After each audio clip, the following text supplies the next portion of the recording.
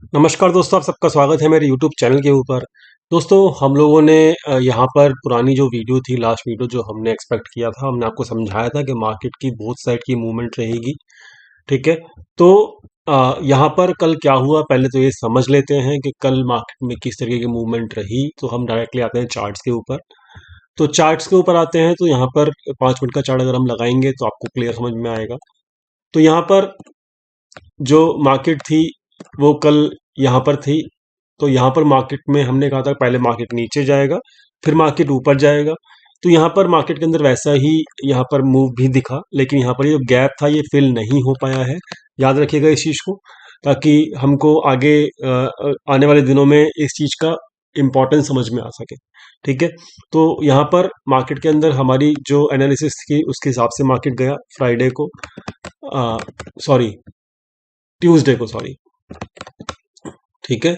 आज वेडनेसडे था, तो वेडनेसडे का मार्केट जो था वो टोटली आखिरी के आधे घंटे में, मतलब 2:30 बजे के बाद एक्स्ट्रा बाइंग की गई। अब ये बाइंग जो है, बाइंग की वजह से जो मूव आया वो क्यों आया, कैसे आया, क्योंकि पूरा दिन तो है मार्केट पूरा रेंज बाउंड था, जिसके अंदर मार्केट में मतलब क्योंकि आईवी जो चल रहा है मार्केट का, वो जो विक्स चल रहा है वो 12 के आसपास चल रहा है। ठीक है। तो 12 के आसपास जब मार्केट का विक्स होता है तो बहुत लो वोलेटाइल मार्केट होती है। और लेकिन ये जो कैश की बाइंग आई है आखिरी के आधे घंटे में, ये क्यों आई है, कैसे आई है, ठीक है, किसके द्वारा ली गई है ये कैश बाइंग, तो ये हम समझेंगे आज की वीडियो में। और साथ में ये भी समझेंगे कि मार्केट जो है ये आखिरी के 2 दिन में, ठीक है, ये मार्केट में आखिरी के 2 दिन के अंदर ये अपसाइड मार्केट क्यों गई है। ठीक है। तो आज की इस वीडियो के अंदर हम सब चीज समझेंगे, पहले डाटा पॉइंट्स के हिसाब से आपको, ताकि सिचुएशन समझ में आ सके मार्केट की, मार्केट सिचुएशन है क्या इस वक्त। क्लियर हो गई बात। तो सबसे पहले मार्केट तो ऊपर गया, नो डाउट। क्यों गया वो समझ लेते हैं।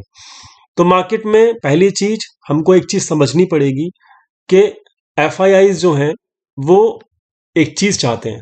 यहाँ पे एक बात समझना मेरी बात को, अगर आप इस चीज को समझोगे तभी आपको क्लियरिटी समझ में आएगी, मार्केट की सिचुएशन समझ में आएगी।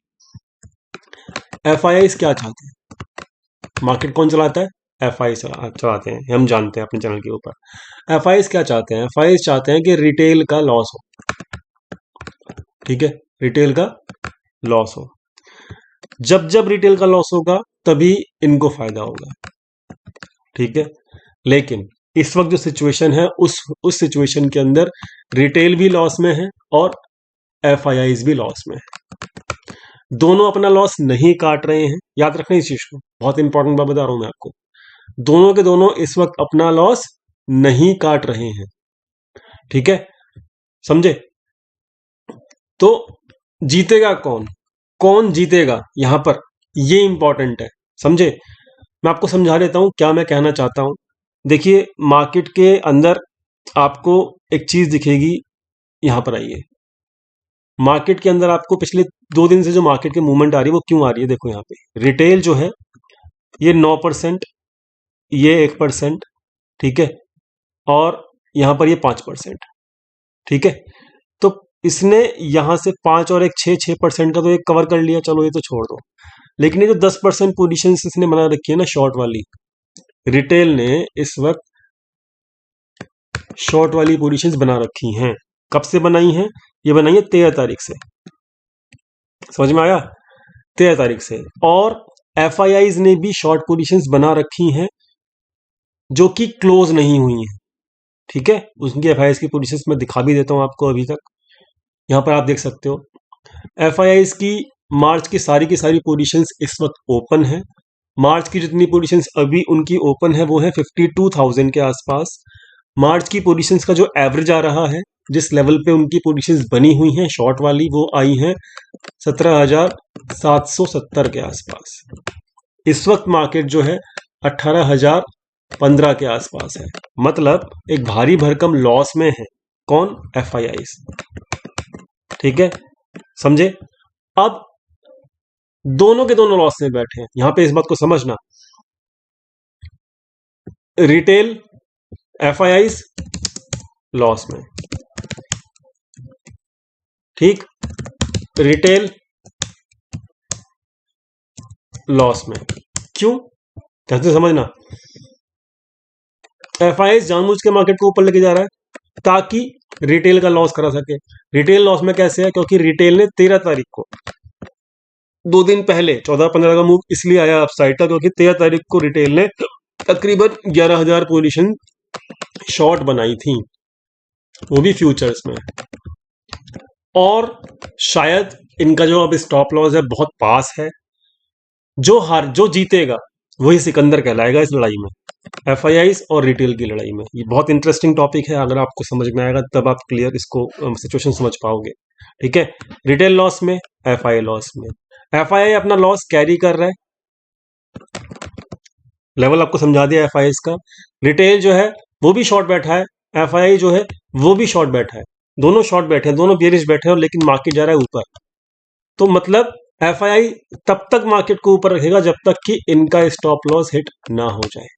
किसका? रिटेल का। या ये अपनी पोजीशंस लॉस में ना काट लें। लॉस कैरी करना और लॉस बुक करना दोनों में फर्क होता है, याद रखना। लॉस को बुक करना और लॉस को बुक ना करके कैरी करना, दोनों में फर्क होता है। लॉस कैरी कौन कर रहा है? एफआईआई कर। और ये एफआईआई क्या चाहता है कि लॉस बुक कर ले कौन? रिटेल। क्यों? क्योंकि जब रिटेल लॉस बुक कर लेगा ना, तभी रिटेल का व्यू चेंज होगा, उसको दिखाई देगा कि हाँ भाई हमारा स्टॉप लॉस हिट हो चुका है, हमारा लॉस बुक हो चुका है फ्यूचर्स में। इसीलिए यहां पर उसका व्यू चेंज हो जाएगा, वो बुलिश हो जाएगा। लेकिन अनफॉर्चुनेटली अभी तक ऐसा नहीं हुआ है। दोनों ही इस वक्त लॉस में हैं, क्योंकि दोनों की ही बेरिश पोजीशंस हैं, रिटेल और एफआईआई की। और कौन जीतेगा, किसका लॉस बुक होगा, ये हमें 1 या 2 दिन में पता लग जाएगा। ठीक है, और मेरे हिसाब से मेरा वोट जो जाता है वो जाता है एफआईआई को। मेरे हिसाब से जो लॉस बुक होगा वो बुक होगा रिटेल का। और जिस दिन इनका रिटेल का लॉस बुक होगा ना, उस दिन मेरे हिसाब से यहां पर ये लोगों का व्यू, रिटेल का व्यू बुलिश हो जाएगा, और वही मोमेंट होगा जब मार्केट रिवर्स नीचे आना शुरू हो जाएगी। आई होप आपको क्लियर हो गया होगा ये कॉन्सेप्ट, यहाँ पर मार्केट ऊपर क्यों जा रही है। ठीक है, एफआई लॉस में है, they are carrying their loss, no doubt. ये मैं आपको ओपनली बता रहा हूँ, लेवल उनका बता दिया।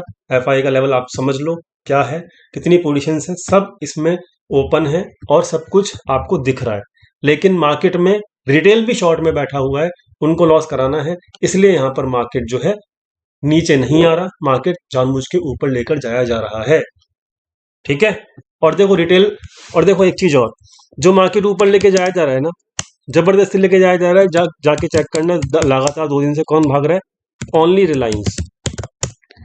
आज भी 57 पॉइंट का मूव आया है, कल 34 पॉइंट का, 35 पॉइंट का मूव था। 2 दिन में मार्केट में 92, तकरीबन 92 पॉइंट्स भगा चुके हैं रिलायंस को, क्योंकि इंडेक्स में ही शॉर्ट पोजीशंस हैं, किसकी? रिटेल की। तो सिंपल है, बहुत सिंपल है कि अकेले रिलायंस को भगाओ, मार्केट ऊपर चले जाएगी और इनका स्टॉप लॉस हिट हो जाएगा रिटेल का। क्लियर?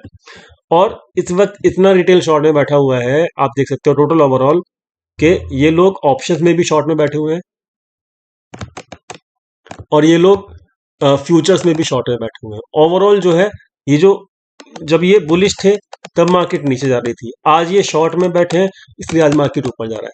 तो अल्टीमेट ऑब्जेक्टिव क्या है एफआईआई का? कि इनका स्टॉप लॉस हिट कराया जाए, इनको लॉस बुक कराया जाए रिटेल को, और ताकि इनका व्यू बुलिश हो जाए। और जब रिटेल का व्यू बुलिश होगा तभी अपनी एफआईआई जो है वो शॉर्ट पोजीशंस को प्रॉफिट में लेके आएंगे, मार्केट को नीचे लेके आएंगे, और नीचे इनको लेके आना पड़ेगा। हम जानते हैं हिस्टोरिकल, मैं जानता हूं पर्सनली, और आप भी जानते हैं हमारे चैनल के थ्रू, कि कभी भी एफआईआई अपने लॉस को बुक नहीं करते, कभी भी नहीं करते। तो ये मार्केट को जरूर नीचे लेके आएंगे, लेकिन कब लेके आएंगे? वो तब लेके आएंगे जब तक रिटेल अपना लॉस बुक नहीं कर लेता। ठीक है, आई होप आपको पूरी की पूरी कहानी समझ में आ गई होगी, आपको पूरा का पूरा मार्केट का व्यू समझ में आ गया, मार्केट की सिचुएशन समझ में आ गई होगी, and I hope it is clear to everyone. आज की सिचुएशन चेक कर लेते हैं। जो कल की सिचुएशन थी सेम है आज की सिचुएशन भी। कॉल राइटिंग करके गए थे कल के दिन रिटेल, ठीक। पुट राइटिंग करके गए थे एफआईआई, ठीक, कल के दिन गए थे, इसलिए आज मार्केट ऊपर गया।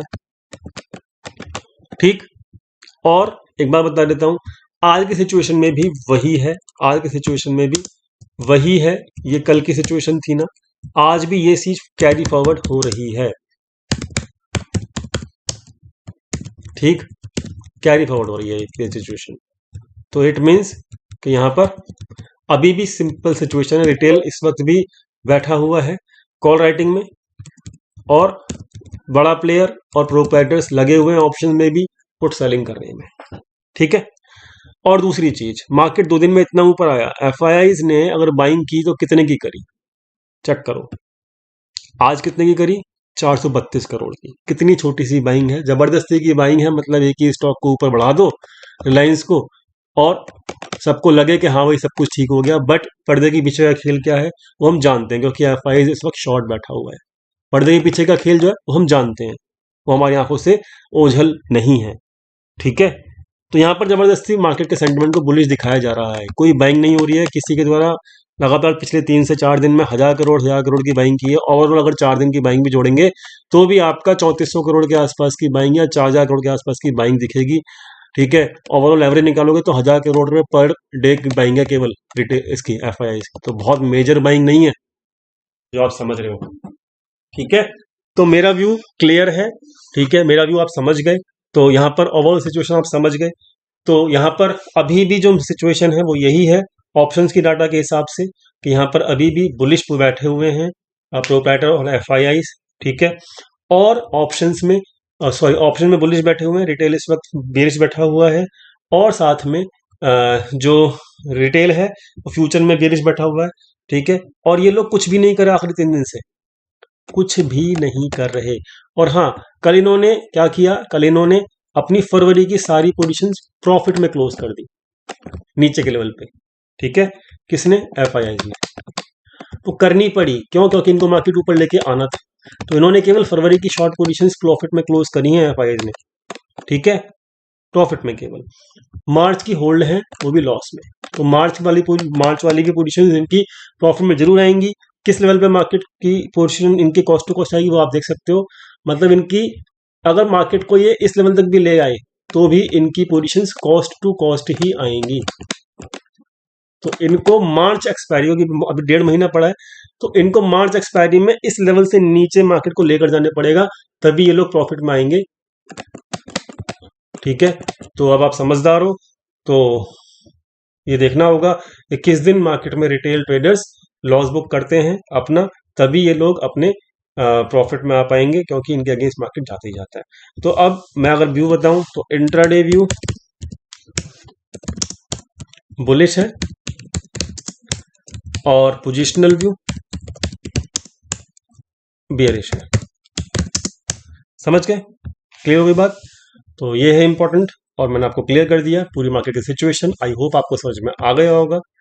अब अगला लेवल जो है यहाँ पर केवल 18,000, कल के लिए 18,100, यहाँ पर यहाँ पर कंसोलिडेशन होता है ना, 18,130 के आसपास है। ठीक है। 18,130 के आसपास कल का रेसिस्टेंस रहेगा। ठीक है।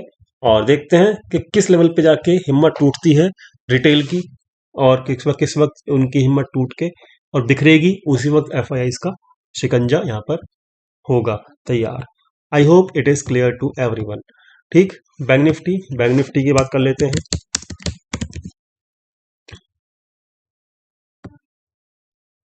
तो भाई बैंक निफ्टी में देखो कुछ नहीं हो रहा, जानबूझ के नहीं हो रहा। क्यों नहीं हो रहा, वॉल्यूम भी नहीं, देखो वॉल्यूम भी नहीं है। तो सिंपल है, एफआईआईज बियरिश बैठे हैं मेरे भाई, ज्यादा ऊपर मार्केट को नहीं जाने देंगे। नहीं जाने देंगे तो फिर नहीं जाने देंगे। नहीं तो अब तक तो मार्केट, अगर वो लॉन्ग होते या बुलिश होते, कौन, एफआईआई, तो अब तक तो बैंक निफ्टी जैसी चीज जो है ना, वो तो अब तक तो ऐसे छप्पड़ फाड़ के ऊपर चली जाती। ठीक है जी। तो मेरा व्यू आपको समझ में आ गया होगा। अब सिंपल सी बात है, क्या, कि अब आपको रेसिस्टेंस जो मिलेगा बैंक निफ्टी में, आपको इंट्राडे बुलिश प्ले करना है तो कर सकते हो, लेकिन सबर जबरदस्ती पोजिशनल बुलिश व्यू को कैरी करना, इट इज नॉट गुड मेरे हिसाब से। 42,000 पे इस वक्त रेसिस्टेंस है बैंक निफ्टी का, और जब इसके ऊपर क्लोज करेगा मार्केट तब की तब देखेंगे। ठीक है, तो व्यू बहुत क्लियर हो चुका है, समझ में आ चुका है पूरी सिचुएशन। बस हमें वेट करना है, पेशेंस रखना है। एफआईज अपना बदला जरूर लेंगे, ठीक है, सिचुएशन में। और वो फंसे हैं इस वक्त, लेकिन वो ज़्यादा दिन फंसे रह नहीं सकते, वो अपनी पोजिशंस का बदला जरूर लेंगे, ये हमें समझ में आना चाहिए। ठीक है, तो आई होप आपको क्लियर होगा सब कुछ। मिलते हैं कल अपने नेक्स्ट वीडियो के अंदर। Thank you so much.